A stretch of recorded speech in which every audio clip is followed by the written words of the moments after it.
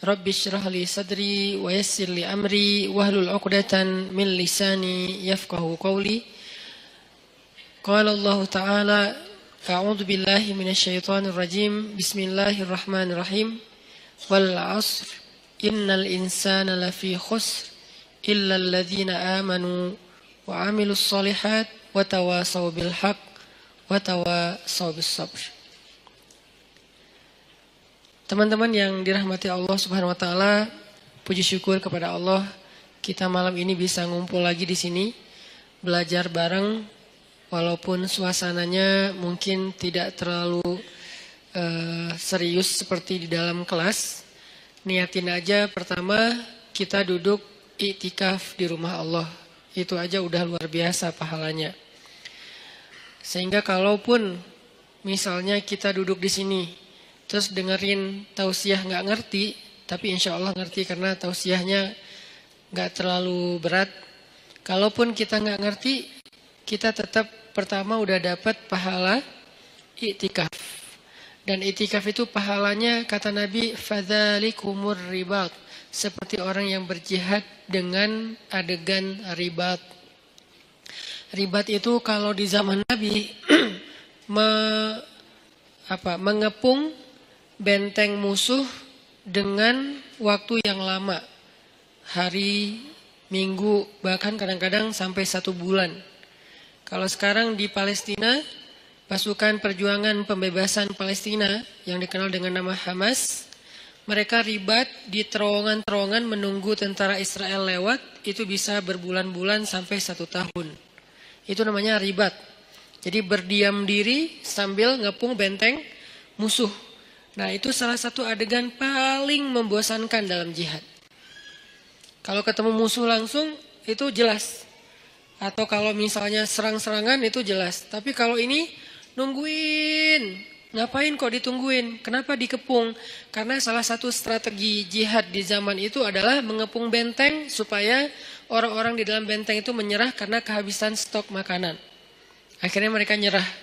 Dan ini cara paling sedikit kerugian nyawa itu paling sedikit lewat ribat karena hampir tidak terjadi peperangan. Termasuk Nabi ketika terjadi perang Khandak atau perang Ahzab itu kan menggali parit ya di sekeliling kota Madinah. Nah, musuh datang ngepung sehingga kaum muslimin nggak bisa keluar untuk mendapatkan logistik. Nah, dalam masa pengepungan itu Allah Subhanahu wa taala mendatangkan angin yang kencang dan dingin sehingga akhirnya pasukan Abu Sufyan atau pasukan orang kafir itu harus meninggalkan pos mereka dan terbukalah jalur akses logistik untuk kaum muslimin. Itu disebut dengan ribat. Dan orang yang melakukan ribat ini terkenal dengan sabarnya. Orang yang melakukan ribat terkenal ahli ibadahnya. Karena kalau mereka dalam kondisi ribat, nganggur, apalagi main game, terus habis baterai, nggak bawa power bank, kan susah ya. Nah, sehingga orang yang ribat, itu dia nggak entertain. Entertain mereka itu ketika ribat apa? Tilawah. Entertain mereka ketika ribat apa? Sholat. Karena sholat buat mereka itu entertain, hiburan kalau bahasa lebih sederhananya. Soalnya Nabi SAW pernah bersabda, ketika mau sholat asar, Nabi bilang kepada Bilal, ya Bilal, arihna bis sholah. Wahai Bilal, istirahatkan kami dengan sholat. Jadi buat mereka sholat itu istirahat. Nah, ini namanya ribat. Yang mampu melakukan amal ini hanya orang-orang istimewa saja. Yang kekuatan sabarnya luar biasa. Dan ayat ribat itu ada di akhir surat Ali Imran. Ya ayyuhalladzina amanu sabiru wasabiru warabitu. Rabitu ribat. Ya ayyuhalladzina amanu sabiru wasabiru warabitu. Dia level ketiga. Wahai orang yang beriman, bersabarlah. Kita aja masih di level ini nih, belajar sabar. Wasabiru, kuatkan kesabaran. Maksudnya apa? Ini untuk level kedua yang ujiannya nggak habis-habis. Kalau bersabar itu ujian pertama. Misalnya ujian sebutlah sakit. Itu isbiru. Udah sakit, nggak punya duit.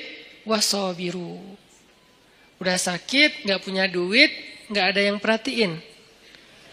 Nah ini nih wasobiru nih. Jadi bukan hanya isbiru. Jadi kalau ada teman kita sakit, isbir, sabar ya gitu. Tapi kalau gue bukan cuma sakit, fisik tapi... Nah kalau udah masuk ke dalam lebih ini lagi tuh berarti udah wasobiru. Berkali-kali terus saja diuji dengan ujian yang bertubi-tubi. Udah sakit, tadi ditinggalin orang yang dia udah sempat kegeeran, atau diharkosin, ya harapan kosong gitu kan. Atau teman-temannya pada cuek sama dia, nggak ada yang peduli, keluarganya jauh, nggak punya uang. Dan segala macam bentuk ujian, kalau udah terkumpul atau beruntun datang ke dalam kehidupan seseorang, maka kalimatnya wasobiru. Kuatkanlah kesabaran. Ini level kedua. Di atas level yang kayak gini, yang ujiannya bertubi-tubi, ternyata ada level warobitu, ribat. Berarti ribat itu lebih daripada sabar dan kuatkanlah kesabaran. Kayak Nabi Ayub itu sabar atau kuatkan kesabaran? Kenapa? Karena ujian beliau bukan cuma sakit. Pertama sakit. Kedua, anaknya satu persatu meninggal. Setiap tahun meninggal satu. Setiap tahun meninggal satu. Sampai habis semua anak beliau. Ketiga, hartanya habis. Sampai beliau tinggal di gubuk kecil. Di tempat yang sangat kayak terpencil gitu. Kayak terusir gitu. Dan gak punya siapa-siapa. Yang keempat, keluarga besar beliau meninggalkan beliau kecuali istrinya. Sampai pernah saudaranya datang pengen menjenguk Nabi Ayub. Tapi mereka cuman dari luar, gak masuk ke dalam rumah. Kenapa? Mereka ngomong dan kedengaran sama Nabi Ayub. Mereka ngomong, jangan masuk, kenapa? Ntar ketularan. Itu kan menyinggung ya. Kadang-kadang kayak kita kena cacar ya. Kita tahu cacar itu nular. Tapi kita gak rela ada orang ngomong kayak gitu depan kita kan. Jangan ke rumah dia lagi cacar, ntar kamu ketularan. Kan tersinggung kan? Walaupun itu gak ada yang salah. Dia gak ngegibah, dia gak ngegibah sih. Salah, emang gibah sih itu mah. Karena definisi gibah sesuatu yang engkau bicarakan benar, tapi orang yang mendengarnya gak nyaman, itu gibah. Kebenaran yang kita bicarakan, tapi orang yang mendengar itu objeknya gak nyaman, sedih minimal. Kalau gak sakit hati itu gibah. Ya berarti gibah. Nah ini kan kita gak mau. Nah itu namanya wasobiru. Nabi Ayub dengan level yang udah luar biasa dahsyatnya ujian beliau disebut dengan kata-kata wasobiru. Tapi ribat di atasnya lagi. Isbiru, wasobiru, warobitu. Sehingga orang yang itikaf di masjid, walaupun cuman dari maghrib ke isya, karena itu waktu itikaf paling pendek. Intidharus sholah ba'das sholah. Menunggu sholat setelah sholat itu yang paling gampang kan? Nunggu isya setelah maghrib. Yang paling capek nunggu subuh setelah isya. Ini Ramadan lah. Ramadan setahun sekali oke. Kalau nunggu zuhur dari subuh kayaknya jarang. Karena kita rata-rata gak nunggu. Soalnya sibuk dengan kegiatan. Kalau dari isya sampai subuh juga jarang. Jadi paling gampang tuh nunggu isya setelah maghrib. Itu udah i'tikaf. Nah siapa yang melakukan itu, kayak sekarang kita nih, sambil santai, sambil dengar ceramah, dari maghrib sampai isya, pahalanya ribat. Bukan pahala sabar, bukan pahala sabir. Bukan isbir, bukan sabiru. Bukan, tapi rabitu, ribat. Fadzalikumur ribat. Itu disebut dengan ribat kata Nabi. Arti itu disebut dengan ribat, pahalanya kayak orang yang berjihad fi sabilillah. Maka absyiru, berbahagialah ketika kita ada di rumah Allah. Nggak ada tempat lain yang dapat pahala kayak gitu. Walaupun yang lain boleh. Saya paling nggak suka ngebandingin dalam bahasa judgment. Kalau ngebandingin dalam bahasa motivasi boleh. Contoh bahasa ngebandingin dengan bahasa judgment gimana? Di masjid berpahala, di yang lain itu dosa. Nah ini nih judgment. Kalau memotivasi, di masjid berpahala, yang lain juga gak apa-apa. Karena kan area mubah dalam Islam itu luas banget kan. Apa hukum nongkrong di kafe? Haram. Siapa bilang haram? Lihat dulu kafenya gimana, dia nongkrongnya ngapain. Kalau dia lakuin dosa kayak berdua-duaan, oke, jadi bukan nongkrongnya tuh, khalwatnya. Kalau dia di situ kayak berjudi, berarti judinya. Kalau dia di situ misalnya kayak menggibah, berarti kumpulan gibahnya, perkataan yang sia-sianya. Tapi kalau dia nongkrong sekedar istirahat sebentar, sekarang namanya kafe, dulu namanya warung kopi. Kenapa di warung kopi boleh, di kafe nggak boleh? Lagi-lagi kayak kemarin. Kenapa bergaul boleh, gaul nggak boleh? Ya, kita terjebak dalam diksi. Warung kopi boleh, kafe nggak boleh. Padahal sama aja, cuman istilahnya beda. Tapi kan banyak kafe yang aneh-aneh. Allah alam, di Bandung sih banyak yang nggak aneh. Keren-keren lah, artinya kafenya masih standar. Jadi saya nggak mau menjudge bahwa yang selain di masjid sia-sia, yang selain di masjid dosa, yang selain di masjid ahli neraka. Ya nggak gitu juga kali ya. Tapi di masjid terbaik, itu udah pasti. Nggak boleh diragukan dan nggak boleh diperdebatkan. Kenapa? Karena sebentar aja di masjid pahalanya udah kayak jihad. Ada gitu tempat kayak gitu di luar? Ada. Di tempat orang sakit. Siapa yang datang ke rumah sakit atau ke rumah orang yang sakit, maka dia seperti berjalan di antara taman-taman surga. Seperti berjalan di antara taman-taman surga. Itu maksud Nabi itu sebaik-baik tempat di muka bumi itu masjid. Maksudnya motivasi, bukan ngebanding-bandingin terus coret semua selain masjid, nggak gitu juga. Jadi buat teman-teman kadang ada yang nongkrong di mana, saya juga nongkrong. Nggak apa-apa, tapi masjid harus jadi tongkrongan favorit.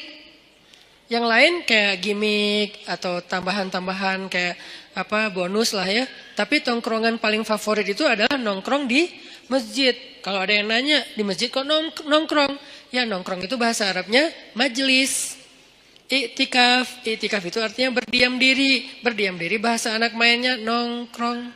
Ya, sama aja. Jadi ini terjemah. 1. Niatin i'tikaf. Niatnya gimana Ustadz? Saya i'tikaf. Udah selesai gitu. Nggak perlu ribet-ribet. Nggak perlu misalnya harus, cari dulu di googling, niat i'tikaf, boleh, nggak apa-apa pakai bahasa Arab. Tapi kalau nggak ngerti bahasa Arab, an-niyah fil qalb, niat itu di dalam hati, ya nggak masalah juga. Niatin aja, ya Allah, saya lagi i'tikaf di rumah Engkau, izinkan ya saya jadi tamu. Diam sebagai tamu. Tamu mah jangan terlalu maceh ya, loncat sana loncat sini, guling-guling. Nah ini mah kalau di rumah kita ada yang kayak gitu gimana? Anak kecil aja, dede, takut pecah inilah apa segala macam. Nah, apalagi rumah Allah. Bertamu tenang, saking tenangnya sakinah. Bangun-bangun udah azan isya gitu kan ya. Jadi niatin i'tikaf. Yang kedua, niatin benar-benar dari rumah tadi tuh. Pas teman-teman berangkat ke sini, niatin ngapain? Mau tholabul ilmi, mencari ilmu. Mencari ilmu pahalanya gimana? Dari rumah ke sini dihitung sama malaikat. Berapa jaraknya? Nanti dikali sekian. Minimal kali 10. Minimal. Nggak ada yang kurang dari 10 dalam amal soleh dalam Islam tuh. Al-hasanatu bi'ashri amthaliha kata ulama. Kebaikan itu 10 kali lipat. Dan itu diambil dari hadis. Minimal 10, maksimal bighairi hisab. Nggak ada batas. Itu maksimal.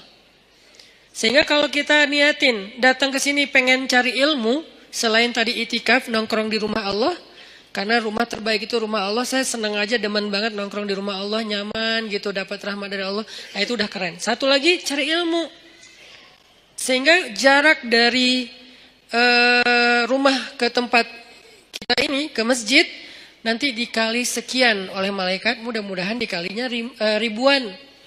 Kalau dikali 1000, misalnya jaraknya kalau dari rumah saya ke sini sekitar 1 kilo, berarti saya udah lebih didekatkan ke surga 1000 kilo.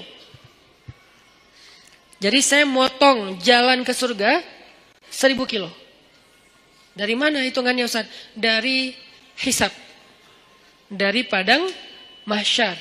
Orang lain jalan 1000 kilo, itu berapa lama? Jalan kaki 1000 kilo teh. 1000 kilo dari sini mana?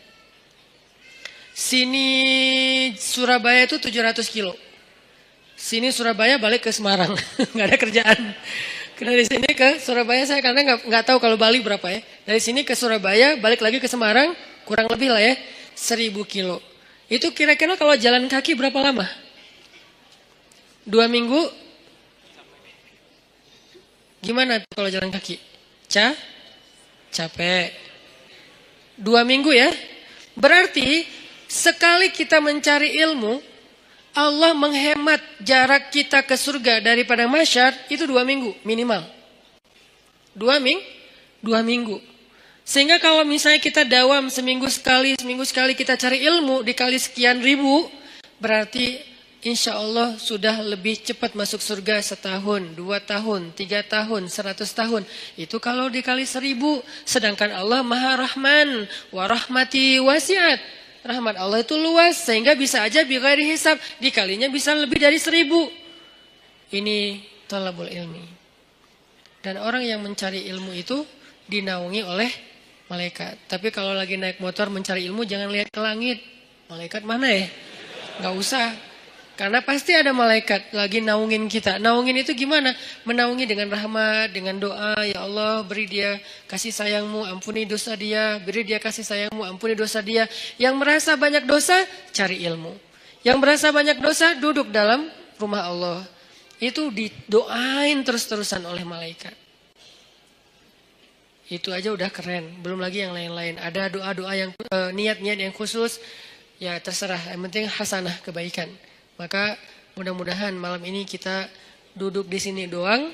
Udah kemenangan. Kata Allah. Ulaika ala hudam mir rabbihim. Wa ulaika humul muflihun. Ketika kita ala hudan. Berada di dalam jalannya Allah yang baik, yang benar, yaitu di masjid, cari ilmu, berarti muflihun, orang yang beruntung. Qad aflahal mu'minun. Dan seperti inilah harusnya kita menghabiskan usia kita. Terutama anak muda.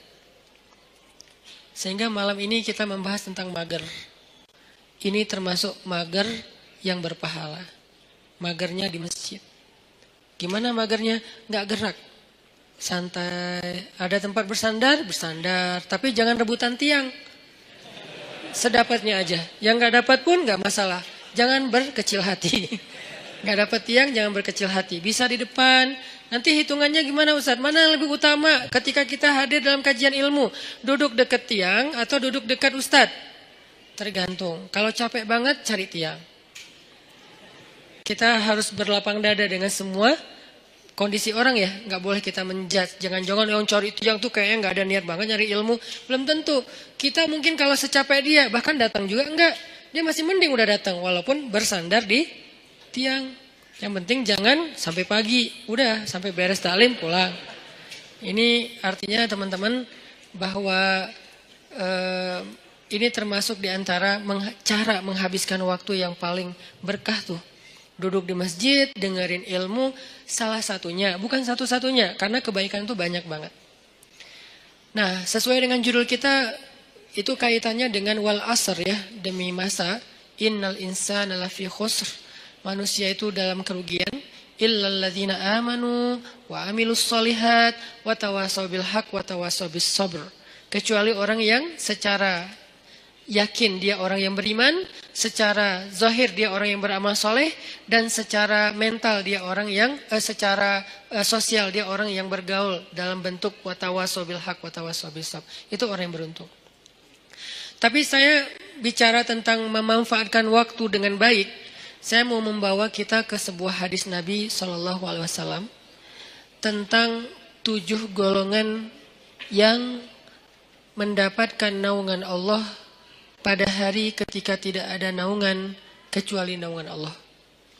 Sab'atun yudhilluhumullahu fi dhillih yauma la dhilla illa dhilluh. Dan dari 7 golongan ini kita gak akan bedah satu persatu. Kita ambil satu aja, nomor 2. Kalau nomor 1 apa? Imamun adil. Imam yang adil. Imam yang adil ini siapa? Pasangan Ustadz? Bukan. Itu imam hidup. Imam yang adil. Imam yang adil itu maksudnya pemimpin. Pemimpin yang adil. Jadi dalam Islam itu pemimpin baru disebut benar itu bukan hanya soleh sendiri. Jadi kalau ngelihat pemimpin, jangan ngelihat dia rajin tilawah. Itu urusan dia dengan Allah. Itu personal. dia rajin tahajud, itu personal, walaupun itu keren. Tapi baru disebut dengan rasyidin, orang yang lurus ketika dia adil. Dalam Islam itu kalau ngomongin pemimpin itu rata-rata yang dibahas adalah kerjanya adil kepada rakyatnya. Bukan, oh itu pemimpin terbaik, kenapa? Ahli qiyamul lail. Bukan itu babnya. Kalau qiyamul lail bab abid, bab seorang yang ahli ibadah. Rajin tilawah, bab hafiz qari, bab orang yang menjaga Al-Quran. Bab apa lagi? Umrah, itu bab mu'tamir, orang yang memakmurkan Masjidil Haram. Tapi kalau babnya imam, amir, apalagi istilah yang lain, maka yang diambil dari dia itu adalah keadilannya. Apakah dia adil terhadap rakyatnya? Kenapa kok adil? Karena adil ini universal. Dia bukan pemimpin bagi umat Islam saja, tapi dia pemimpin bagi semua orang yang ada di dalam tempat wilayah tanggung jawab dia. Ada muslim, ada non-muslim. Apakah dia berlaku adil kepada siapapun? Adil di sini dengan makna yang sebenar-benarnya. Bukan subjektif, diinterpretasi sesuai dengan kepentingan. Bukan, dengan makna yang sebenarnya. Nah, yang kedua, sebelum kita salat Isya. Yang kedua, yang paling penting malam ini akan kita bahas. Syabun nasya'a fi ibadatillah. Pemuda yang tumbuh dalam ketaatan kepada Allah Subhanahu wa taala. Pertanyaannya, siapakah pemuda? Apakah kita masih termasuk pemuda? Kemudian apa yang dimaksud dengan tumbuh dalam ibadah kepada Allah? Saksikan episode setelah salat Isya. Barakallahu fiik.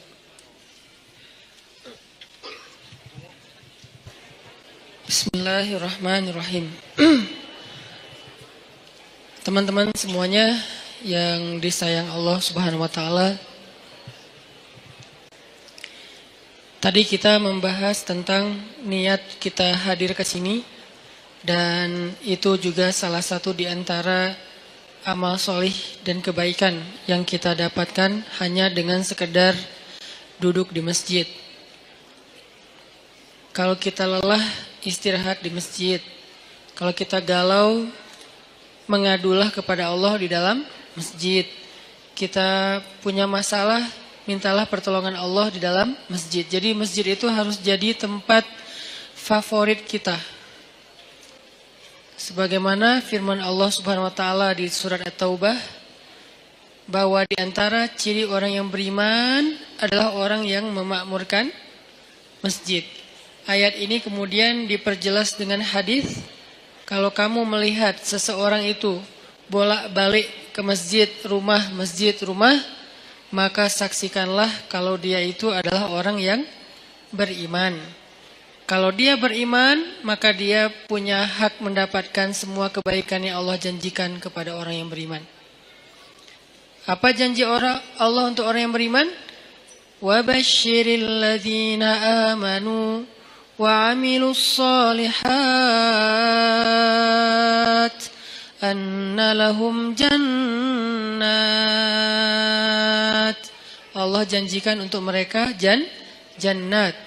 Maka untuk mendapatkan jaminan memperoleh surga, jadikanlah diri kita punya ciri-ciri khasnya orang yang beriman. Salah satu di antara ciri khas orang beriman, dia senang ke masjid. Dia tidak perlu tinggal di masjid, tapi dia senang untuk datang ke masjid.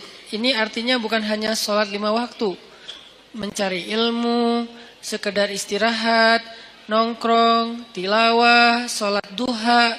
Walaupun tidak ada keharusan sholat duha atau sholat sunnah itu di masjid, karena emang ada sunnahnya sholat sunnah itu di rumah. Tetapi tidak masalah kita lakukan di masjid juga.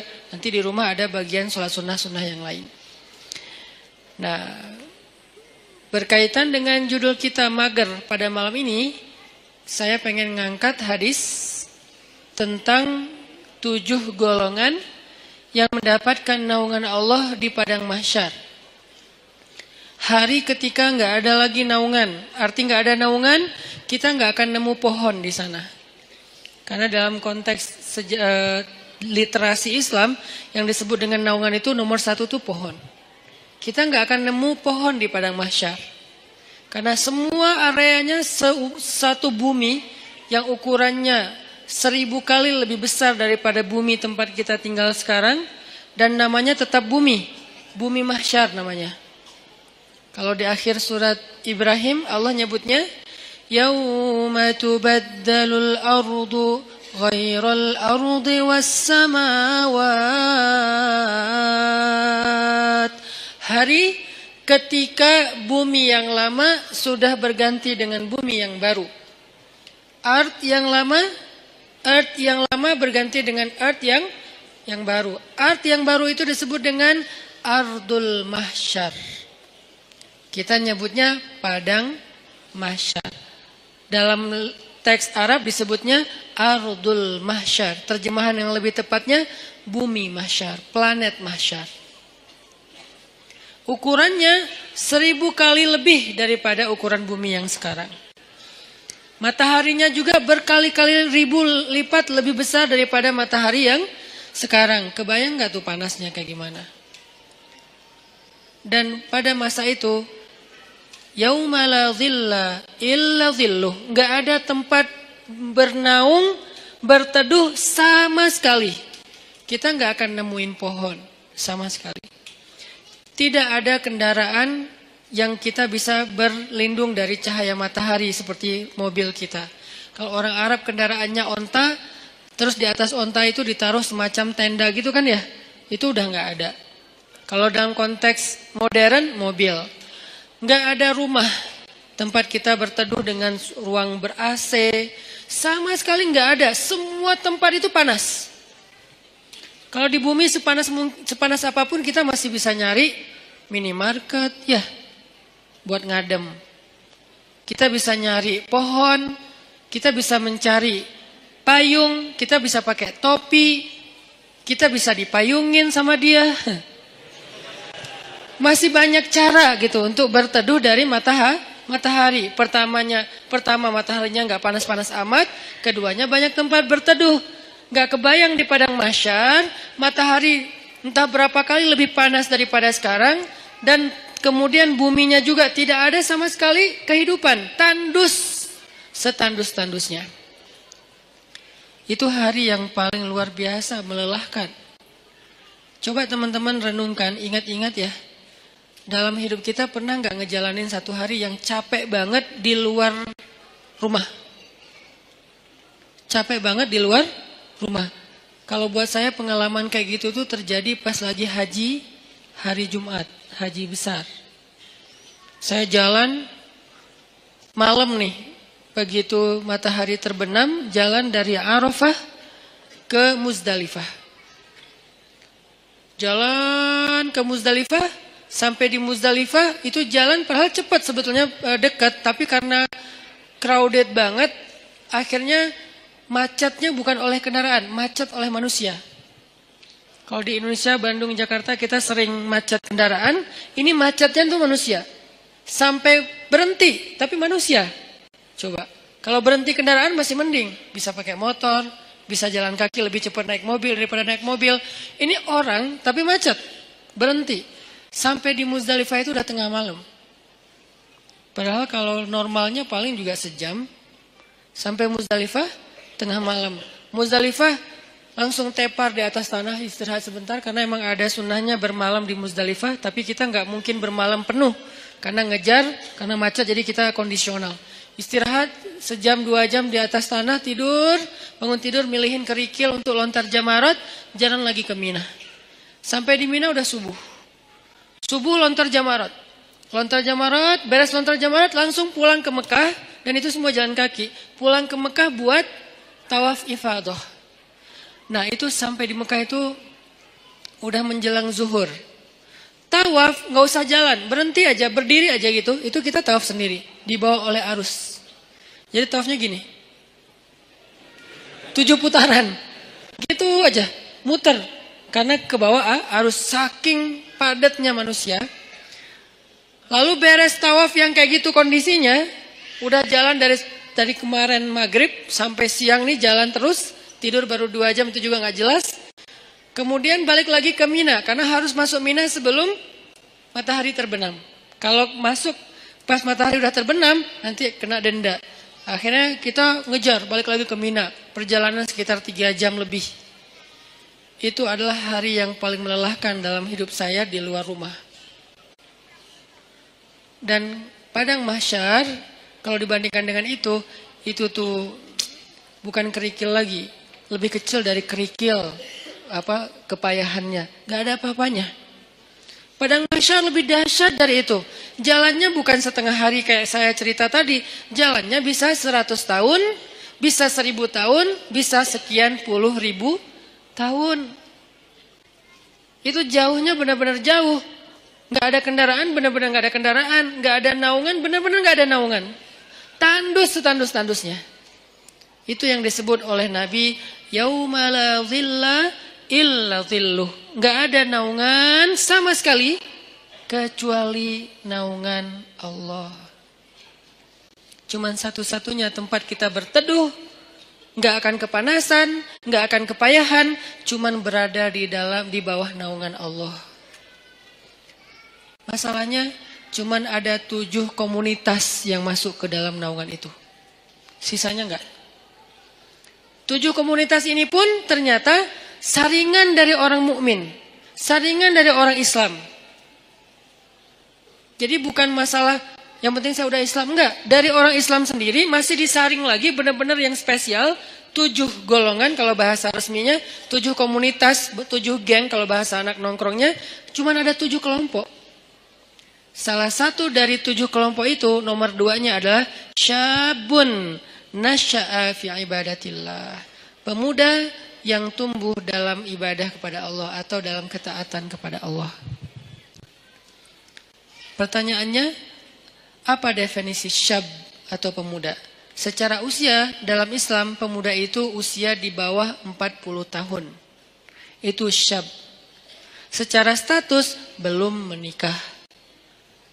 Kalau udah menikah Ustadz, udah bukan syab. Karena ujiannya nggak seperti yang belum menikah. Beda, saya pernah ngerasain. Berat. Apalagi ada satu teman saya, kemarin baru ditinggalin mantan. Mantannya nikah. Ngirim pula hasil video-video sama fotonya ke dia. Langsung udah nggak terkontrol. Langsung kita pegang rame-rame. Jangan sampai dia nyari tower. Nyari tower, ngapain lo? Mau benerin Ustadz ada yang rusak.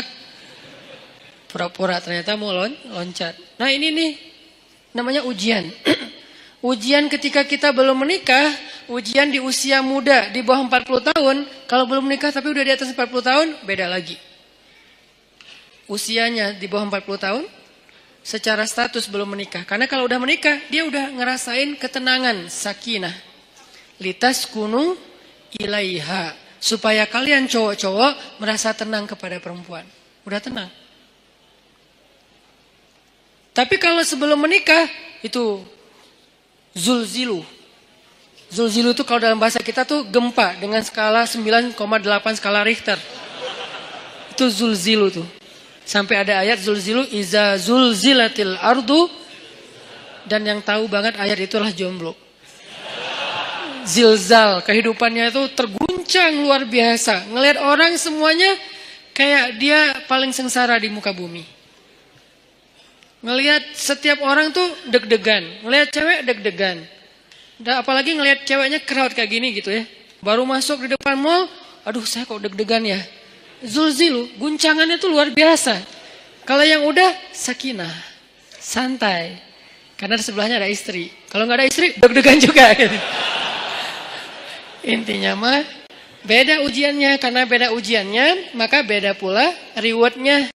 Al-jaza ala qadril masyaqqah. Balasan Allah itu tergantung beratnya beramal. Buat yang masih sendiri beramal itu lebih berat. Kenapa? Karena zilzal dalam batinnya itu kenceng. Godaannya tuh banyak. Mikirin itu nggak jelas apa yang dipikirin. Karena ya gitu kondisinya tuh antara kayak nggak ada kejelasan status. Apalagi dia udah sendiri digantung. Kan lebih nggak jelas lagi ya. Saya gimana? Berat statusnya. Nah ini nih ngeri banget ujiannya. Kalau dia nggak pegang Allah, dosanya itu bisa udah 1, 2, 3 dosa-dosa besar itu beruntun bisa dia lakuin. Udahlah kayak gitu, nggak tahu harus melampiaskan kepada yang halal, dia tinggal di antara kelompok masyarakat yang tidak terjaga, yang penuh fitnah, tinggal di kos-kosan, kos-kosannya campur cewek cowok, dan di situ itu anak-anak yang mungkin belum semuanya pada paham agama atau taat beragama, sehingga biasa aja ngobrol, keluar dari kamar itu pakai daster biasa. Itu kan zilzal kan, itu ujian yang berat. Terus harus kemana? Kalau yang udah nikah, pulang ke rumah. Kita pulang kemana? Zilzal kan, guncang. Gak usah diterusin kata-katanya. Masa saya harus bilang ke kamar mandi Ustadz? Enggak lah. Maka itu kan dosa kan? Jadi dosa juga nih. Terus gimana dong? Kita harus ngapain Ustadz? Nah disitulah ujiannya. Sehingga kalau dalam kondisi kayak gitu, dia bisa istiqomah, dia bisa tetap taat kepada Allah, itu dia istimewa banget. Lebih istimewa daripada yang udah nikah. Makanya buat yang udah nikah, udah mungkin kesempatannya bukan di nomor 2, di nomor 1, nomor 3, 4, sampai 7 kan. Tapi yang nomor 2 udah lewat. Karena dia nggak dapat lagi ujian seberat syab, anak muda. Ujiannya udah nggak kayak mereka. Saya pernah dengar 2 anak muda sama-sama lagi ngobrolin tentang perasaan. Itu nggak ada yang dengar. Dua-duanya ngomong dan curhat. Lo masih mending gua. Ya itu mah nggak ada apa-apanya gua. Terus aja masih sama-sama curhat. Saking zilzalnya tuh luar biasa. Dan saya senyum-senyum aja. Ustaz kok diam aja sih? Sakinah. Beda kita, beda nasib. Malah saya panas-panasin, saya telepon istri saya. Yang gimana, apa segala macam. Wah Ustadz mah sengaja. Telepon lagi sekali lagi. Kok 2 kali Ustadz? Ya gitu deh pokoknya. Wah makin zilzal mereka. Sampai ini kenapa Ustadz kita lagi gempa ya? Ini nih ujian anak muda. Makanya karena diuji kayak gini, akhirnya ya kalau dia bisa tetap istiqomah, konsisten, komitmen dengan batasan syariat, maka dia istimewa di sisi Allah. Dan juhdun, pengorbanan dia untuk menjaga diri dalam kondisi yang berat kayak gitu, itu yang Allah hargain nanti di padang mahsyar. Kesini wahai anak-anak muda, kumpul-kumpul. Yang mengikuti jejak Yahya alaihissalam, yang mengikuti jejak Maryam radhiyallahu anha. Karena mereka 2 simbol, satu lagi Yusuf alaihissalam. 3 simbol anak muda yang di masa mudanya banyak godaan. Yusuf digoda, Yahya digoda, Maryam digoda. Tapi istiqomah tidak berbuat dosa sampai Allah menentukan kebaikan setelahnya. Kebaikan Yusuf akhirnya menikah juga. Kebaikan Yahya akhirnya syahid. Kebaikan Maryam akhirnya diberikan anak tanpa punya suami. Allah menentukan nasib yang berbeda-beda. Tapi semasa mereka diuji, 3-tiganya itu simbol dari istiqomah. Benar-benar istiqomah. Keren banget tuh 3-tiganya. Maryam saking istiqomah, hampir gak kenal cowok dalam hidupnya. Hampir gak kenal cowok dalam hidupnya. Yusuf saking istiqomah, itu digoda sama cewek di dalam ruangan. Dan ceweknya itu bukan cewek biasa. Bukan hasil editan pas ketemu kok beda. Enggak. Ini cewek benar-benar cantik. Enggak diedit. Emang benar-benar cantik. Dan insya Allah semua ada di sini. Daripada mereka tiba-tiba pulang satu persatu ntar ya. Kok sepi di atas? Sebel sama Ustadz. Ini cewek benar-benar cantik. Cantiknya itu diakui. Jadi kayak Miss Mesir lah. Bertahun-tahun dia dapat piala Miss Universe malah, bukan Miss Mesir lagi. Itu cantiknya cantik beneran. Sampai direkam kecantikannya di dalam banyak riwayat. Dan dia udah nutup pintu, manggil Yusuf. Yusuf ke kamar, beresin kamar kotor. Datang aja Yusuf dengan polosnya. Bawa kemoceng, bersih-bersih. Pas udah masuk kamar, ditutup pintunya dari dalam, dikunci. Ceweknya datang ke Yusuf, itu cewek ditaksirin, dikecengin semua orang cowok-cowok yang ada di Mesir. Semua berandai-andai seandainya saya jadi suaminya, seandainya saya jadi suaminya. Yusuf sekarang ada di dalam kamar berdua sama cewek itu. Yusuf juga bukan cowok biasa. Semua cewek se-Mesir juga, seandainya saya istri Yusuf, seandainya saya. Jadi dua nih selebgram Mesir. Maksudnya semua orang tertarik kepada mereka, saking keren-kerenah. Cowoknya keren, ceweknya kerenah, dua-duanya keren lah.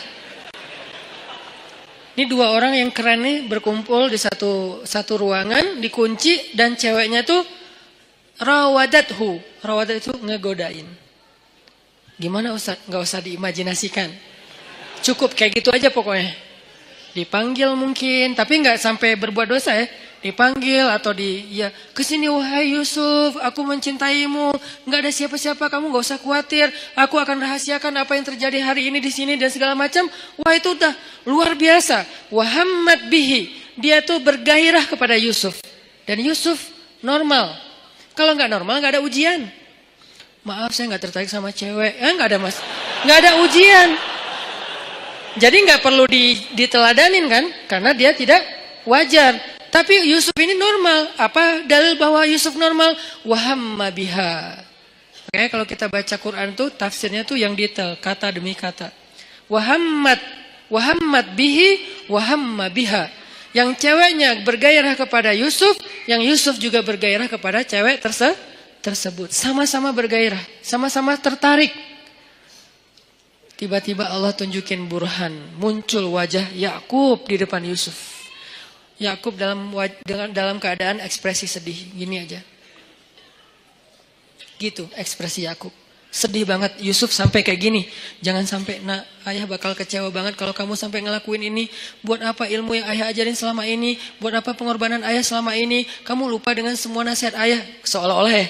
Tapi dalam bentuk film yang kayak 3D banget. Dan itu ada di depan muka Yusuf, disebut dengan istilah burhan kalau dalam teks ayatnya. Burhan itu tampil wajah Yakub dengan wajah sedih. Langsung Yusuf lupa sama cewek itu, lari, ditarik dari belakang. Saking kencengnya narik, sampai sobek bajunya. Banyak pelajaran sih dalam adegan ini. Salah satu pelajarannya itu tentang parenting.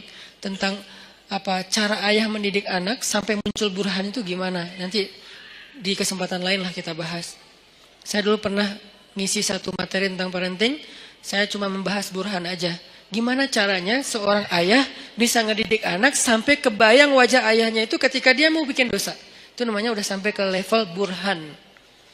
Sehingga dia misalnya mau nyontek pas lagi ujian. Aduh kalau ketahuan sama ayah saya pasti dia kecewa banget. Bukan dimarahin, nggak takut dimarahin. Tapi takut ngecewain. Pasti ayah kecewa banget nggak jadi deh. Itu burhan tuh.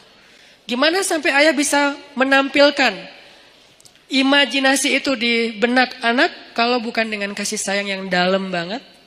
Gak bisa dengan paksaan, harus dengan kasih sayang dalam. Dan Yusuf dan Yakub adalah simbol ayah yang kasih sayangnya luar biasa. Sampai bisa munculin burhan. Tapi yang kita bahas adalah ujiannya Yusuf. Selamat. Ini nih baru disebut dengan syabun nasya'a fi ibadatillah. Tumbuhnya itu dalam keadaan taat kepada Allah. Dan ukuran taatnya apa Ustadz? Ukuran taatnya adalah tinggalkan dosa. Kalau bahasa di bio saya, sedikit dosa. Kok pakai kata sedikit nggak punya dosa Ustadz? Nggak boleh kita bilang nggak punya dosa. Arti sedikit dosa itu adalah dosanya yang tinggal yang kecil-kecil aja. Yang besar tinggalin. Yang kecil kenapa kok masih ada? Karena nggak sengaja, lupa. Itu kan ada pasti sisa ya. Nggak mungkin nggak. Kalau kita bilang nggak punya dosa, namanya kultus diri sendiri. Kata Allah, la tuzakku anfusakum huwa a'lamu bimanittaqo. Janganlah kalian menganggap diri kalian suci. Nggak boleh. Makanya saya bilang banyak main, banyak manfaat, banyak pahala, sedikit dosa. Itu pakai hasil renungan. Jadi bukan kok sedikit dosa. Harusnya kan nggak punya dosa. Nggak bisa. Cuma Nabi SAW yang nggak punya dosa. Sisanya sampai Abu Bakar juga punya dosa. Cuman dosa beliau sudah diampuni oleh Allah. Karena solehnya luar biasa. Kalau kita, sebagian udah diampuni, sebagian lain mungkin belum. Karena belum bertaubat benar-benar dengan nasuha.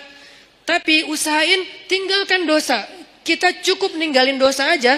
Itu tuh udah jadi syabun nasya'a fi ibadatillah. Kalau ibadah Ustadz, ibadah yang wajib itu udah pasti. Karena kalau kita ninggalin yang wajib berarti dosa kan? Gimana dengan ibadah sunnah, tahajud, puasa sunnah, tilawah, itu bonus. Jangan sampai kita mendahulukan yang sunnah atas yang wajib dan melakukan yang haram. Itu udah salah rumusnya. Ada orang tahajud rajin, tapi dia nggak bisa jaga lisan. Ada orang tahajud rajin, tapi dia nggak bisa jaga pandangan. Yang disebut dengan syabun nasya'a fi ibadatillah dalam konteks hadis tadi, dia usahain sedikit mungkin dosanya, tinggalin dosa. Terutama dosa-dosa yang berhubungan dengan godaan di masa muda. Kalau teman-teman bisa istiqomah dalam urusan ini, urusan perasaan, urusan pergaulan yang paling berat, urusan entertain yang berlebihan, karena entertain itu ada yang masih wajar, ada juga yang berlebihan. Urusan apa lagi? Dosa-dosa maksiat seperti minum, kemudian pakai drugs dan seterusnya, atau mungkin the new drugs itu pornografi dan seterusnya. Ini bisa ditinggalkan. Udah sampai kapan Ustaz batasannya? Antara dua batasannya. Batasan status berarti menikah, batasan usia berarti 40 tahun. Kalau udah lewat 40 tahun, insya Allah ujiannya nggak seberat di bawah 40 tahun. Kalau kita bisa jaga diri di masa itu, pergaulan, perasaan gimana Ustaz? Jangan terlalu mudah jatuh hati kalau belum halal. Ustaz itu kan nggak disengaja, jangan diikutin. Kadang-kadang dia emang nggak disengaja, munculnya itu dari setan. Yuwaswisu fi sudurinas. Ih, cantik ya, udah jangan diterusin, jangan dibahas. Begitu kita sekali klik, udah gitu dibahas, maka itu jadi sebuah episode. Jadi episode yang panjang dan endingnya air mata dan penyesalan. Biasanya. Jangan dibahas. Ustadz membahas, kan ini nasihat. Saya nggak lagi ngebahas bab-bab yang detail kayak gitu. Karena saya ini ngomong based on pengalaman ya. Karena semua kita pernah merasakan masa-masa muda yang gejolak tadi, zilzalnya, guncangannya kenceng banget. Itu tuh kalau ada kayak gitu jangan diterusin. Jangan berpikir ada orang yang dia nggak punya pacar berarti dia nggak normal. Enggak, dia normal. Cuman dia nggak mau nerusin. Emang dia nggak pernah kepikiran kayak apa tertarik dengan seseorang? Tertarik kalau dia normal. Cuman nggak diterusin, nggak mau dibahas, nggak mau diingat-ingat. Caranya dia menyibukkan dirinya dengan hal-hal yang positif. Bisa proyek sosial, bisa juga spiritual. Proyek sosialnya bantu orang, bikin proyek-proyek yang sifatnya healthcare kayak atau kemanusiaan kayak atau apalah, atau proyek yang sifatnya spiritual ya kayak ke masjid, itikaf, tilawah, mumpung masih muda, ya udah gua ikut program hafal Quran. Itu menyibukkan diri biar enggak sempat kepikiran yang kayak gitu-gitu. Kan kalau udah ngafal Quran habis semua tuh energi pikiran kita buat ngafalin Quran. Ya udah, paksain aja diri kita datang ke sebuah lembaga penghafal Quran yang udah kayaknya mungkin paling nyaman, ada banyak. Mungkin kalau di Pemuda Hijrah ada teras tahfiz gitu ya. Datang, saya pengen daftar. Saya sungguh-sungguh pengen daftar. Udah bisa baca Quran belum? Ya udah mulai dari baca Quran dulu. Ya udah saya daftar tahsin, belajar tahsin. Sibukkan. Udah sibuk kayak gitu nggak sempat kepikiran lain. Kalau masih kepikiran berarti kurang sibuk. Kalau masih kepikiran berarti kurang sibuk. Cari lagi sampai sibuk. Sampai nggak sempat mikir. Itu baru namanya nasya'a, tumbuh. Jadi kalau kita bedah kata demi kata, syabun artinya tadi udah jelas pemuda. Sekarang nasya'a itu tumbuh. Artinya tumbuh itu menghabiskan waktu. Arti tumbuh menghabiskan waktu, menghabiskan usia, menghabiskan harinya. Berarti daily activity-nya apa? Daily life-nya itu apa? Kita sibukin daily life kita dengan semua yang membuat kita nggak sempat mikirin dosa. Gimana caranya? Pilih dari 3 kesibukan secara value-nya. 1, menyibukkan diri dengan yang wajib. Gimana menyibukkan diri dengan yang wajib Ustaz? Sholat 5 waktu, biar sibuk ke masjid.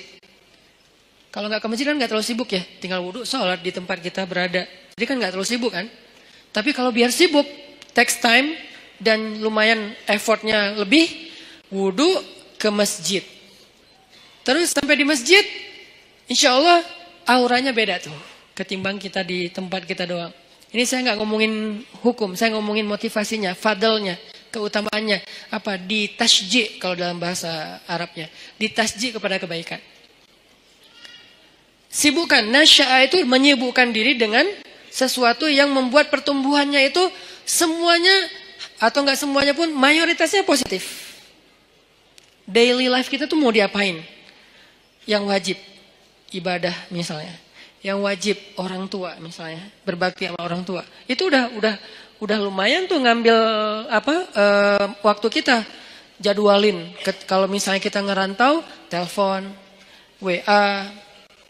Jadwalin kalau kita dekat sama orang tua tuh datang ke orang tua, ada waktu bersama dengan orang tua ngapain gitu. Keluarga kalau dengan orang tua plus dengan adik kakak atau apa. Pokoknya keluarga ini silaturahim kan. Kalau bahasa lebih ini lagi, silaturahim jalin, sibukkan dengan yang wajib. Ustadz, yang wajib udah sholat 5 waktu, telepon orang tua, tilawah sehari minimal 2 lembar. Minimal, itu wajib. Di atas itu sunnah. Sejuz, normalnya, idealnya sejuz. Minimal 2 lembar lah sehari. Udah Ustadz, masih banyak waktu kosong. Yang sunnah. Sibukkan dengan yang sunnah. Yang sunnah apa? Ya tadi, kalau ibadah yang sunnah, sifatnya sholat sunnah, puasa sunnah, tilawah tambahan dari target 2 lembar, apalagi zikir. Ustadz, nggak semua yang sunnah saya sanggup sekaligus. Karena kan kita nih bukan orang yang keren-keren amat ya Ustadz. Oke, nggak apa-apa.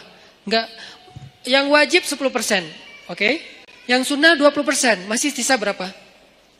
70%. Habiskan buat yang mubah, boleh.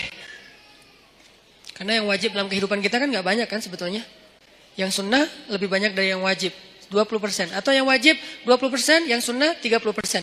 50%-nya mubah. Arti mubah apa? Enggak berpahala, tapi juga enggak dosa. Dia enggak berpahala, tapi juga enggak dosa. Emang boleh Ustaz? Ya boleh lah. Makanya Islam itu luas. Syumuliyatul Islam. Orang banyak ngebahas Islam itu dari sisi satu bab doang nih. Parsial banget. Wajib aja. Jadi seolah-olah Islam itu cuma ada satu kata. Harus. Itu doang. Atau 2. Harus dan haram. Udah. Jadi hidup kita tuh kayak berat banget ya. Harus ya. Kalau nggak haram ya. Nggak ada pilihan. Karena yang dibahas dari Islam itu parsial banget. Cuman bagian kecil. Sementara ada bagian yang begitu luas dalam kehidupan kita 24 jam. Itu nggak dibahas. Yang dibahas yang wajib. Ke masjid. Tapi kan kita nggak tinggal di masjid kan realitasnya. Gimana kalau kita udah selesai sholat. Ngapain lagi Ustadz? Nah berarti kita bahas bab mubah. Mubah, nggak dosa, nggak berpahala. Apa? Entertain, ketemu teman, nongkrong, tapi nongkrongnya dijaga. Atau yang lebih positif dan tetap dia mubah, main itu dalam kalau bahasa saya maksudnya itu olahraga ya. Cuman kita kalau nyebut olahraga kesannya kayak berat gitu kan, kayak ada beban. Main aja lah, tapi yang penting berkeringat itu olahraga sebetulnya. Cuman main. Kenapa disebut main? Biar sesuai dengan hobi. Jangan dipaksain harus nge-gym semua. Nggak semua orang senang nge-gym, cari treadmill, mungkin mahal. Ya udah, lari aja keliling komplek. Kalau perlu, nanti kita mudah-mudahan di masjid kita ke depan, ada banyak tempat shower kayak di bandara yang ultimate, yang di Terminal 3 kan ada tempat shower tuh. Kalian ke masjid mah lari aja. Jalan kaki minimal. Sampai di masjid, udah siapin handuk kecil. Kalau mau, jangan pakai handuk. Bawa kanebo. Tapi kanebo yang bagus ya. Bukan kanebo pas digosok gini kulitnya nempel di kanebo atau kanebonya nempel di kulit misalnya. Kanebo yang bagus ya. Karena itu paling praktis kalau ini saya tahunya dari teman. Kalau ke laut gitu kan kita sering mandi tuh habis berenang, mandi habis main air, mandi pastinya. Kalau bawa handuk nggak sempat kering, udah mandi lagi tuh. Akhirnya kita bawa kanebo. Kanebo yang bagus beli di salah satu tempat yang terkenal teh. Nah, terus pakai kanebo ke masjid sama baju kaos ganti yang biasa lah ya, sama parfum misalnya kesukaan kalian. Nah mandi itu segar banget loh, sholat maghrib habis olahraga habis mandi kan keren ya, segar banget. Di masjid sediain shower buat cowok-cowok buat mandi, ceweknya nggak usah lari. Cewek mah ada tempat sendiri, zumba kayak gym yang bagian cewek lah, minimal gym. Ini olahraga main mubah, tapi dia bisa menjaga kita dari dosa. Jadi yang menjaga kita dari dosa itu bukan cuma astagfirullah. Oke, tapi kita nggak bisa astagfirullah 24 jam kan? Yang bisa menjaga diri kita dari dosa, sholat 2 rakaat. Iya, tapi kan kita nggak mungkin sholat 24 jam. Ya, harus realistis. Waqi'i, harus realistis. Tapi juga tetap masali, tetap ideal. Banyak orang yang idealis tapi kurang realistis. Terlalu realistis jadinya nanti apa? Memudah-mudahkan, tasayyub. Makanya dalam Islam itu nggak boleh kita terlalu idealis, perfeksionis, disebut dengan takalluf. Nggak boleh juga terlalu realistis sampai melupakan idealisme, disebut dengan tasayyub. Ada takalluf, ada tasayyub. Dua-duanya nggak boleh dalam Islam. Yang benar wasatiyah, dia proporsional. Proporsional, nggak boleh takalluf. Kenapa nggak boleh takalluf? Allah sendiri yang bilang, la yukallifullahu nafsan illa wus'aha. Allah tidak mentakallufkan, tidak membebankan. Artinya takalluf itu terlalu membebani diri. Jangan juga tasayyub yang terlalu meringan-ringankan masalah. Semua jadi boleh. Maka bermainlah di tengah. Di tengah di sini maksudnya bukan terombang-ambing, bukan, proporsional. Yang wajib dilakukan, tapi kan tetap nggak mungkin 24 jam wajib. Yang sunnah dilakukan, tapi itu bonus-bonus. Maka sebagian besar usia kita itu ternyata dihabiskan untuk porsi yang ibahah, yang mubah. Apa dalilnya? Salah satu dalilnya adalah kaidah fikih. Al-aslu fil asya ibahah. Dasarnya segala sesuatu adalah boleh. Dasarnya segala sesuatu adalah boleh. Berarti habiskan. Nasya'a, tumbuhnya, itu dalam hal-hal yang dibolehkan Allah. Tapi juga bukan berpahala. Dan juga tidak berdosa. Gak apa-apa. Olahraga, nyalurin hobi, ke bengkel kayak ngulik mesin atau apa. Kalau cewek lebih ke apa skillnya cewek apa mungkin. Skill cowok apa, life skillnya dibangun terus. Supaya dia ketika nanti jadi punya pasangan, life skill dia itu bermanfaat untuk pasangannya. Kalau cewek, life skill seorang cewek yang lebih identik itu apa? Life skill seorang cowok itu lebih identik itu apa misalnya? Kita belajar life skill, itu mubah. Dan dulu sahabat, banyak yang mengasah sisi life skill mereka dengan berdagang, dengan bertani. Sehingga ketika ada sebagian sahabat yang berkebun datang ke Nabi nanya soal perkebunan, Nabi bilang apa? Kalian lebih ngerti tentang masalah skill perkebunan daripada saya. Karena itu urusan dunia. Udah kalian ulik aja sendiri. Saya cuma ngasih batasan, jangan curang, jangan apa, batasan nilai. Tapi secara teknis kalian lebih ngerti. Udah aja kembangin. Yang senang komputer, belajar startup digital. Sekarang lagi era startup. Anak-anak muda Indonesia tuh harus ngerti startup. Supaya dia dominan, eksis di dunia digital. Supaya nggak terus-terusan jadi orang yang ikut program orang, ngedownload. Tapi harusnya dia bisa bikin orang ngedownload program dia yang hobinya di komputer. Yang hobinya apalagi kembangin produk-produk aplikasi sosial media yang versi yang lebih lebih ketimuran atau apalah istilahnya supaya dipakai karena itu sesuatu yang chance-nya besar loh di zaman sekarang. Banyak hal yang bisa kita kembangin. Itu maksudnya nasya'ah, tumbuh. Arti tumbuh itu dia punya sesuatu yang semakin bermanfaat dari dirinya untuk orang lain, growing. Secara skill dia growing, secara mental dia growing, secara fisik dia growing, tumbuh. Maryam alaihissalam tumbuh. Sehingga Allah menyebutnya dengan istilah apa? Di surat Ali Imran. Fataqabbalaha rabbuha biqabulin hasan wa ambataha nabatan hasan. Wa kaffalaha Zakaria. Allah menerima Maryam dengan penerimaan yang baik. Menerima di mana? Untuk punya kamar di Masjidil Aqsa. Yang tadinya nggak boleh perempuan punya ruang di Masjidil Aqsa menurut tradisi Yahudi. Bukan agama Yahudi, tradisi Yahudi. Kalau agama langit dari dulu laki-laki dan perempuan itu sama-sama dihargai. Ketika agama ini mulai dirubah, maka nilai ini juga berubah. Sampai orang Yahudi bukan lagi punya agama, punya tradisi. Bukan punya syariat, tapi punya kepercayaan. Tradisi orang Yahudi di masa Nabi Zakaria dan Maryam, cewek itu nggak boleh sholat di masjid. Jadi kalau ada yang bilang Islam itu tidak mengangkat kehormatan perempuan, berarti dia nggak ngerti Al-Quran. Dia nggak belajar sejarah, dia asal ngomong. Banyak orang asal ngomong sekarang tuh. Kalau kita belajar Al-Quran, sejarah gimana Al-Quran itu sangat mengangkat harga diri perempuan. Itu banyak banget ceritanya. Salah satunya Maryam. Maryam itu mendobrak tradisi Yahudi loh, yang sekarang dielu-eluin, di Tomorrowland bendera Israel itu berkibar dengan begitu tinggi kan ya. Paling banyak bendera di Tomorrowland kan bendera Israel kan. Kita lihat di mapnya pesawat, rata-rata pesawat internasional, nggak ada Palestina, adanya Israel. Dan saya sangat tersinggung. Karena yang benar adalah Palestina.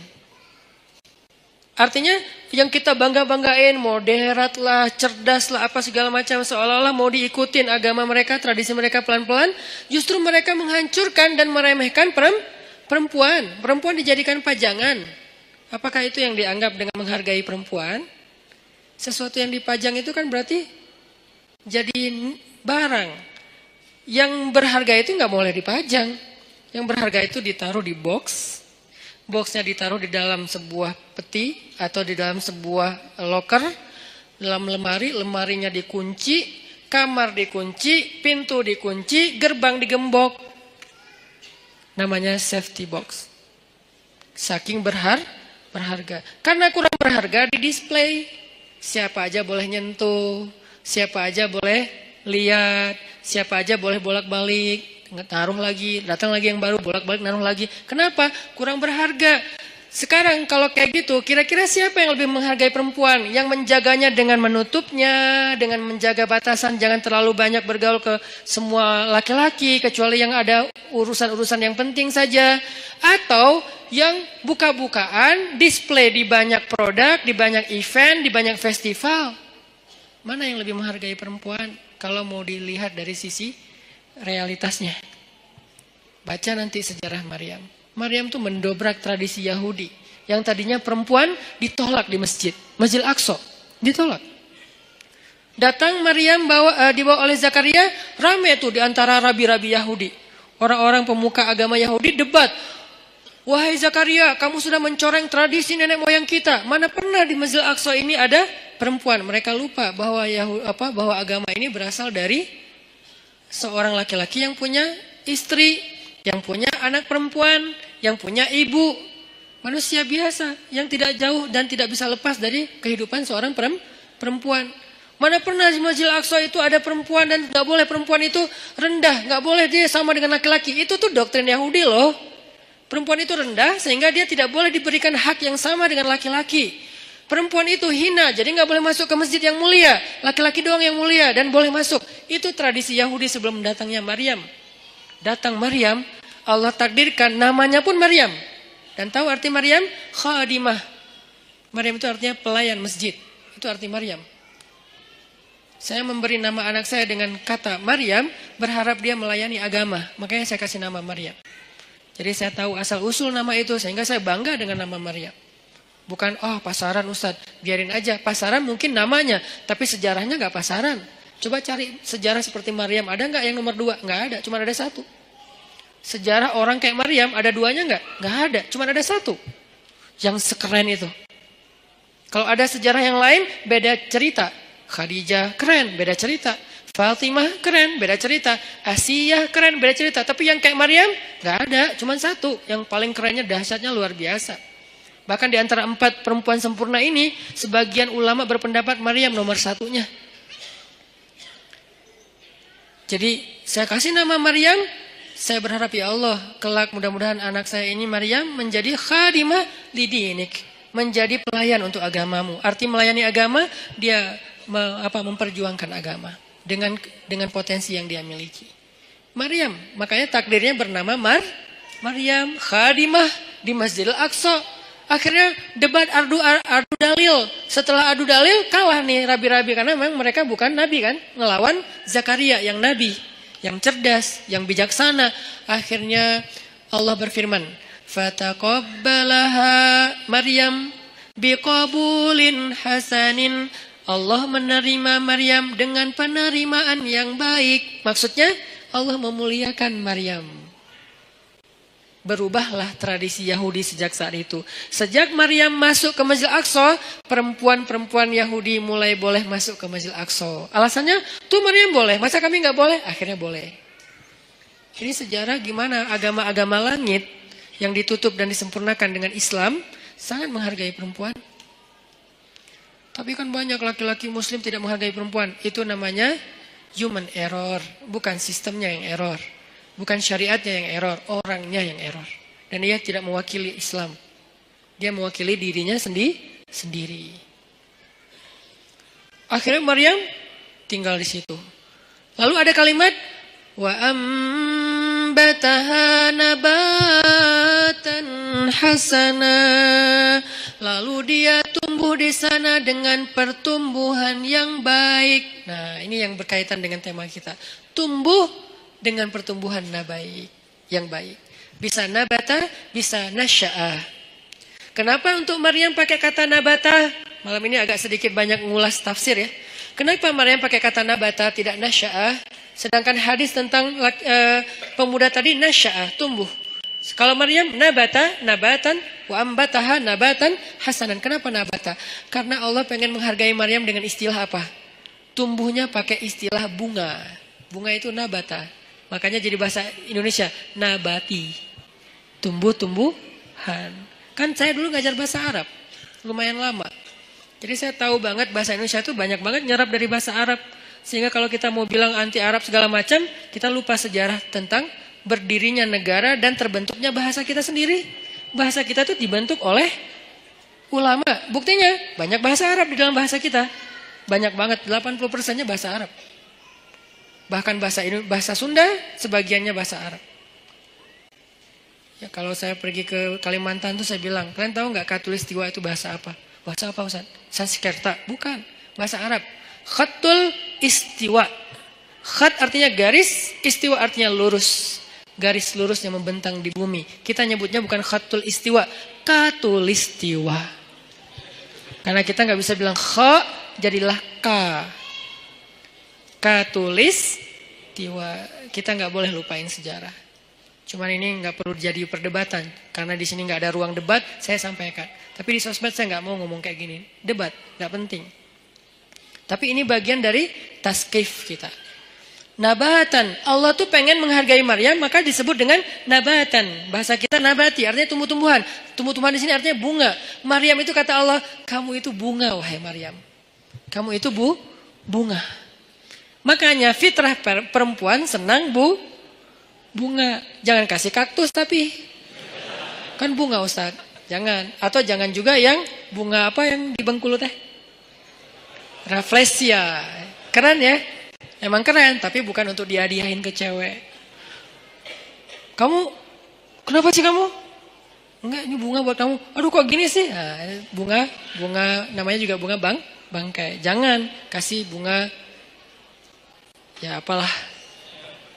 Tapi boleh yang asli, boleh yang sintetis. Biar nggak layu. Ini buat kamu, kok yang kayak gini sih? Kan ini nggak asli. Biar nggak layu, seperti cinta aku. Oh ya, cinta aku nggak ori, tapi dia nggak layu-layu sih. Apaan sih nggak jelas. Jadi maksud Allah pakai kata nabatan, menurut tafsir Allah tuh menghargai Maryam, makanya pakai bahasa Maryam itu kayak bunga tumbuh dengan mekar, dengan baik, itu Maryam. Tapi korelasinya dengan pembahasan kita, Maryam itu tumbuh dan tumbuhnya dalam bi'ah solihah namanya. Apa arti bi'ah solihah? Lingkungan yang baik.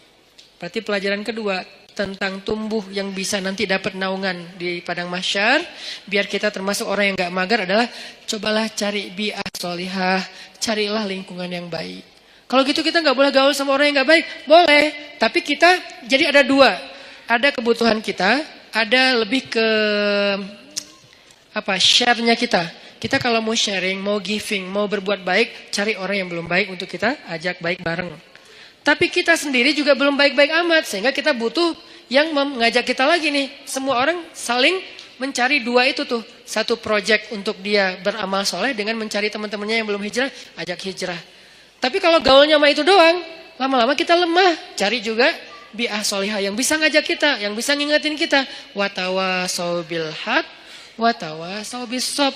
Bi'ah solihah namanya. Cari pertemanan. Gimana cari? Ini lebih ke teknis ya. Gimana cara cari teman yang bisa jaga iman kita? Karena kata Nabi, almar'u ala dini khalili, seseorang itu agamanya tergantung temannya. Cari, serius nyarinya, kepoin. Jadi kalau belum halal nggak usah nyari orang yang mau dipacarin. Mending cari orang yang mau disahabatin. Sahabatnya dunia akhirat. Yang nanti di padang mahsyar dia nanya kita, ya Allah, kemana sahabat saya yang dulu ikut taklim bareng? Kemana sahabat saya yang sering ngingetin tahajud? Kemana sahabat saya yang ini? Kata Allah, dia di pintu neraka. Bentar lagi mau masuk tuh. Ya Allah, saya bersahabat karena engkau dengan dia di dunia. Selamatin dia, boleh gak saya tarik dia supaya gak masuk neraka? Ya Allah, saya selamatin. Boleh, cari aja. Langsung dia kejar ke neraka.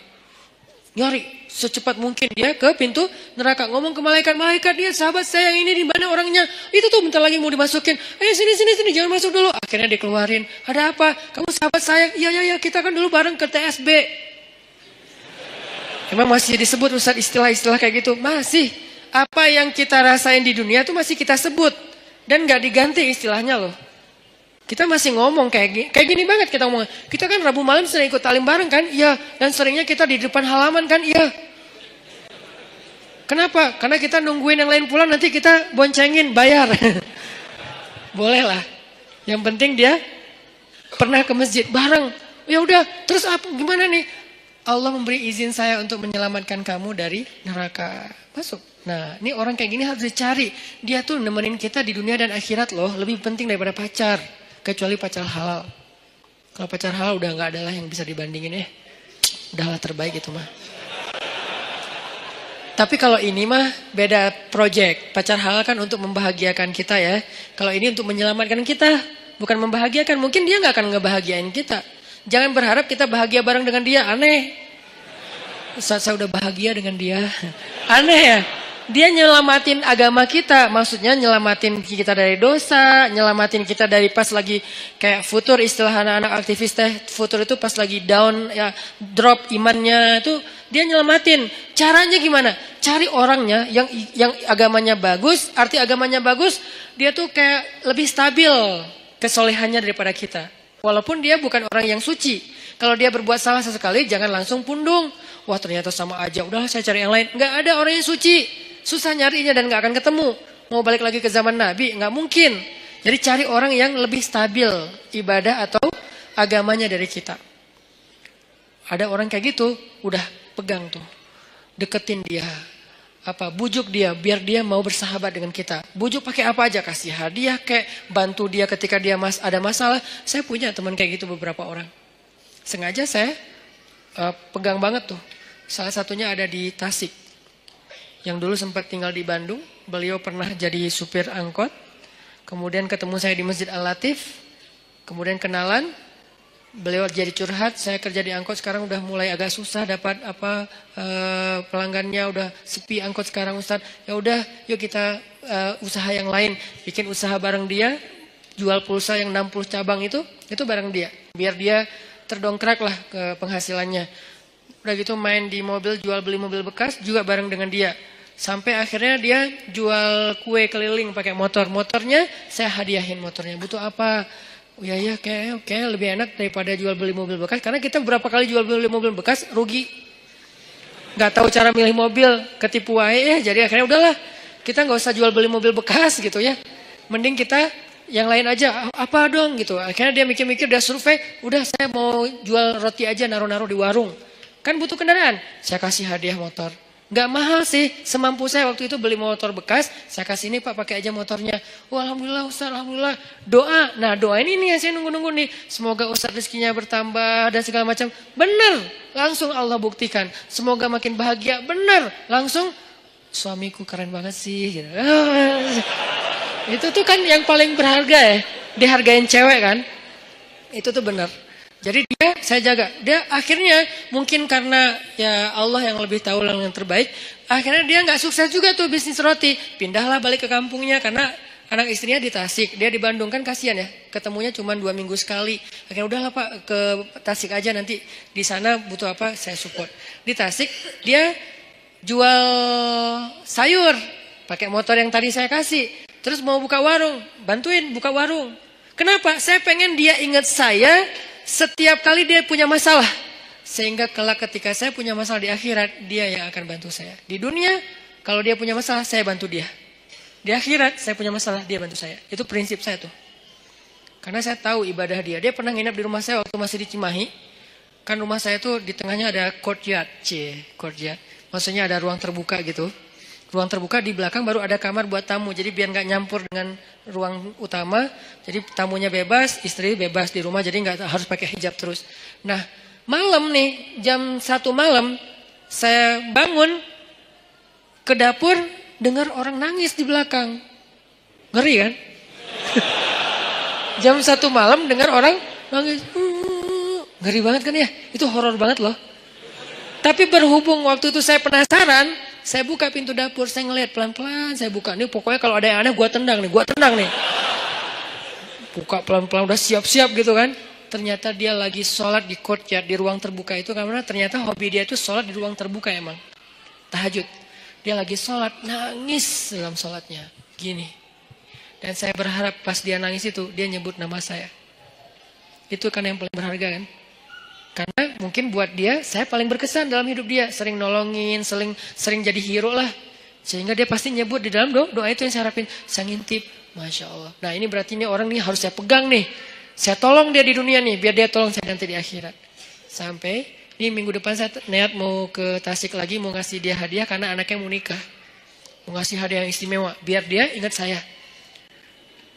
Nanti pas di padang mahsyar saya berharap, ya Allah, itu usahanan di mana? Itu tuh masih nggak jelas tuh. Siapa tahu mungkin nasib saya nggak jelas. Allah alam, tapi mudah-mudahan nggak sih ya. Tapi kan kita nggak tahu ya, nggak boleh terlalu sok kegeeran juga kan. Oh saya kan ustadz, udah nggak butuh lah yang gitu-gitu. Siapa bilang? Emang ustadz udah paling suci? Teman-teman aja nggak tahu aib-aib kita karena Allah menutupi aib. Jadi tetap aja nggak boleh kegeeran, tapi juga jangan putus asa. Main di tengah tadi. Jangan kegeeran sok soleh, jangan putus asa merasa nggak ada apa-apanya di tengah. Berjuang untuk lebih soleh, tapi wajilat wa qulubuhum wajilah, hati mereka tetap khawatir, tetap takut. Nah, saya berharap minimal saya ada garansi nih. Begitu saya agak-agak ada rada-rada aneh-aneh nih di padang mahsyar, dia ngomong ke Allah, "Ya Allah, dulu saya motor dikasih sama dia. Warung saya disupport sama dia. Saya keluar dari angkot dulu gara-gara dia. Makanya saya hidup nggak jelas di dunia teh." Gara-gara dia semua nih. Ya Allah, dia udah banyak nolongin saya. Tolong dia dong ya Allah. Boleh nggak saya tolongin dia? Karena nih orang benar-benar ahli ibadah. Saya bareng dengan dia pernah jadi driver saya juga. Bareng dengan dia nyetir ke Jakarta. Ke Sukabumi. Kita ada acara di Sukabumi, dia nyetir. Pak, bantuin saya nyetir. Oke, nyetir. Di mobil, saya tilawah surat Al-Muluk. Murajaah hafalan lah. Tabarakalladzi biyadihil mulku wa huwa ala kulli syai'in qadir. Wa laqad zayyana as-samaa'a ad-dunya bimasabih wa ja'alnaha rujuman lisyayatin wa a'tadna lahum 'adzabas sa'ir. وللذين كفروا بربهم عذاب جهنم وبئس المصير. Itu yang lagi nyetir nangis terisak-isak. Saya aja yang tilawah nggak nangis. Kan aneh kan? Pas yang ngeliat, aduh nangis juga. Masa saya yang baca nggak nangis, dia aja yang dengerin nangis gitu kan? Cepet banget air matanya berlinang. Berarti kan hatinya bersih. Berbaik sangka ya. La nuzaki ahadan Allah. Kita nggak menganggap seseorang suci di depan Allah, tetapi kita berbaik sangka. Hatinya bersih, lebih bersih dari saya. Makanya dia lebih mudah nangis daripada saya. Sabar banget sama anak-anak tuh, megang banget dia, luar biasa pokoknya. Nah ini nih saya pegang nih orang nih, nggak boleh jauh. Butuh apa? Saya support. Butuh apa? Saya harus punya kelebihan sedikit harta, biar kalau ada dia butuh apa-apa saya pasti ngasih. Cuman itu yang bisa saya lakukan. Karena kalau fisik nggak bisa bantu dia fisiknya lebih kuat. Kita bikin mukhayyam tuh di Ciwidey, bikin mukhayyam anak-anak pemuda hijrah. Becek-becek, kita lagi berhenti istirahat dulu mau bangun tenda, dia bangun sendiri tuh. Dia cangkul semuanya. Pokoknya nih kita nyebutnya dia itu ini istilahnya tuh Hulk. Kayak Hulk tenaganya, kuat banget. Malam di gunung, di leweng, kita lagi kemah-kemahan gitu nggak jelas. Malam-malam jam 1 malam kan kita mau tahajud nih. Turun ke sungai kan. Yang pertama di sungai udah mandi tengah malam tuh dingin-dingin di Ciwidey dia. Datang-datang. Kita yang lain tunggu teman. Baru turun ke sungai bareng. Jangan sendiri-sendiri gitu kan. Dia mah kita lagi nunggu yang lain, bangun. Pura-pura ngebangunin teman, padahal nggak berani turun. Bangun. Udah mau jam 1 bentar lagi kiam. Bangun. Pas kita udah pada bangun, dia datang. Hah, Pak, kok segar banget? Habis mandi Ustaz. Di mana? Di sungai. Ustaz saya anterin. Saya pura-pura gengsi gitu dong ya. Nggak usah, bisa sendiri gitu. Tapi dia maksa, saya curiga. Sampai sekarang saya tahu kenapa dia maksa nganterin saya. Karena dia baru ngeliat sesuatu di bawah. Makanya dia maksa, dia khawatir. Dia sayang banget sama saya, dia kayak khawatir gitu. Jangan ntar Ustaz diganggu atau apa. Ustaz saya anterin. Nggak usah Pak, nggak usah. Udah Bapak, kan udah selesai wudhu kan. Ya udah, tahajud aja duluan. Saya nyusul, saya bilang. Nggak usah. Dalam hati saya, anterin dong. Ngeri nih. Kan itu tengah hutan. Siapa tahu ada yang lewat putih-putih. Ayat kursi saya hilang. Tiba-tiba hafalan saya apa ya? Udah hafal lupa gitu kan. Aduh ngeri banget gini. Pak Ustaz saya anterin. Nggak usah. Anterin. Akhirnya maksa dia duluan. Dia pas saya wudhu di bawah di sungai itu dia kayak was-was banget. Saya perhatiin kok dia was-was gini ya. Terus pas kita udah naik, yang lain pada datangnya rame-rame. Jadi dia udah rame tuh. Besok-besoknya saya tanya. Dia bilang udah nggak apa-apa Ustaz, nggak apa-apa. Tapi saya yakin sampai sekarang dia pasti ada sesuatu, makanya dia maksa banget. Nggak pernah dia ekspresinya kayak gitu, karena saya kenal dekat sama dia. Tapi dia nggak pernah sekuatir itu sama saya. Ini bukan nakut-nakutin ya. Tapi emang menakutkan sih, ngeri.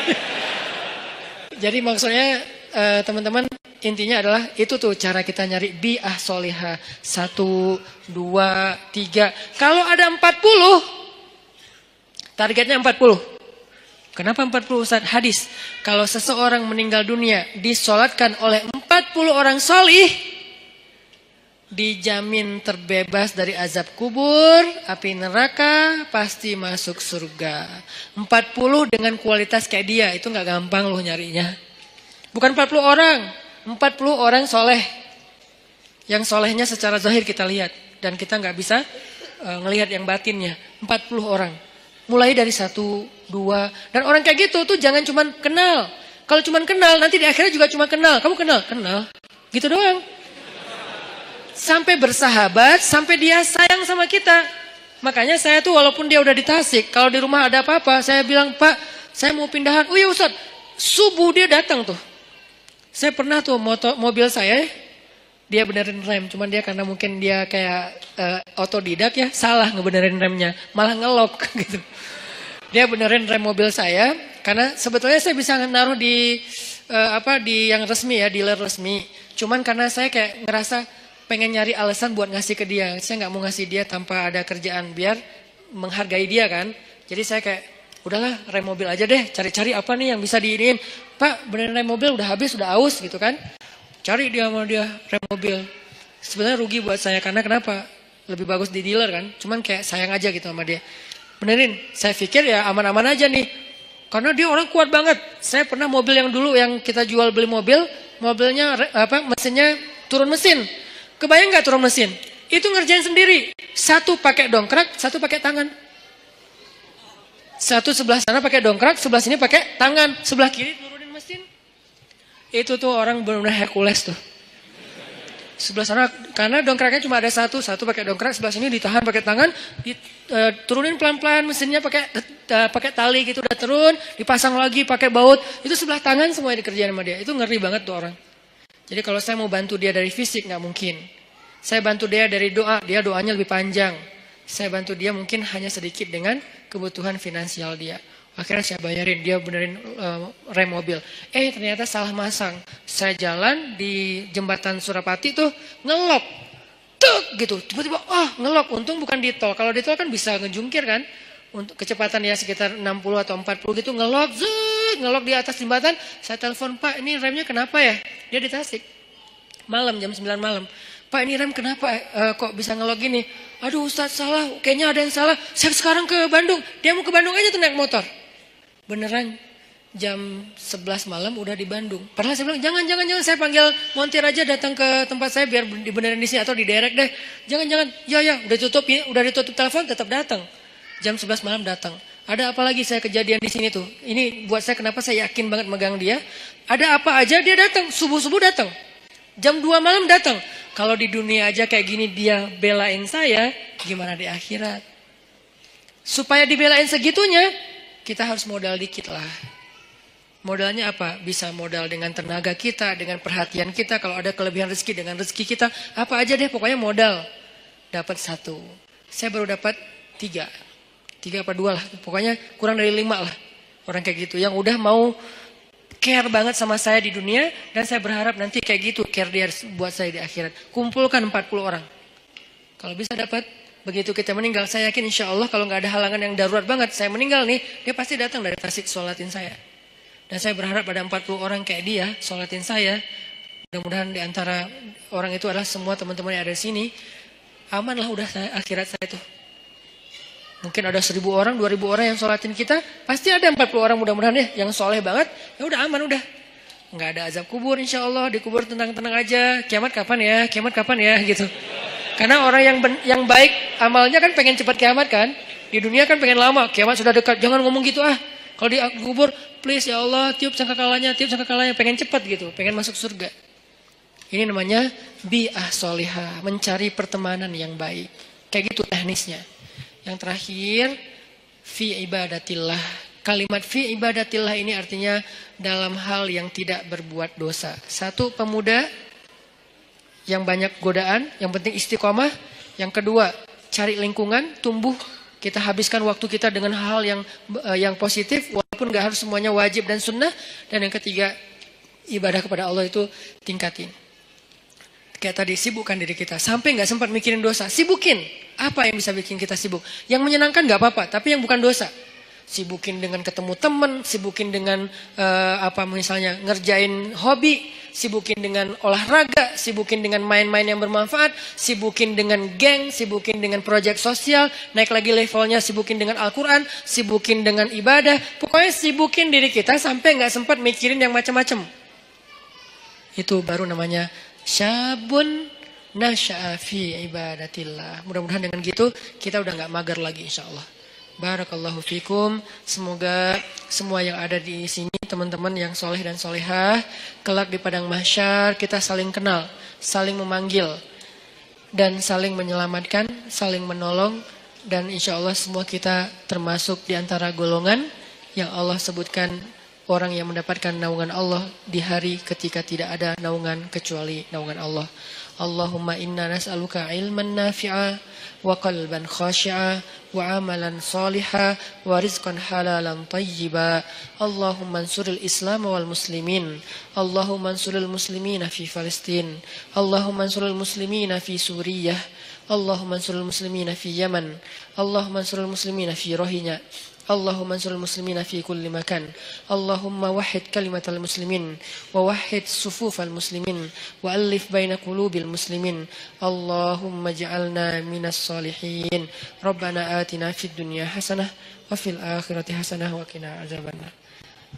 Barakallahu fikum, billahi taufiq wal hidayah. Wassalamualaikum warahmatullahi wabarakatuh.